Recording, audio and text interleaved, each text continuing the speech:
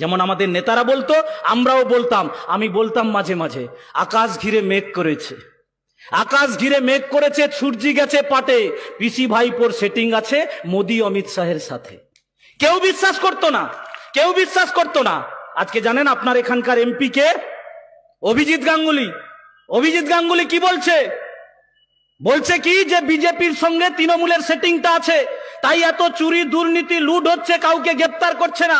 এবং বলছে আমি চেয়েছিলাম পশ্চিমবাংলাতে মমতা ব্যানার্জিকে সরানোর জন্য, আমি বিজেপিতে গিয়েছিলাম, এখন দেখছি মমতা ব্যানার্জিকে সরানোর কোনো ইচ্ছা বিজেপির নেই। আমরা বলছি অভিজিৎ বাবু আপনি একটু দেরিতে বুঝেছেন, আমরা অনেক আগে বুঝেছিলাম। আর বুঝেছিলাম বলে পশ্চিমবাংলার মাটিতে তৃণমূলের চুরি দুর্নীতি লুট তোলাবাজি থেকে শুরু করে এসএসসি প্রাইমারিতে লক্ষ লক্ষ টাকা লুট হয়ে গেছে।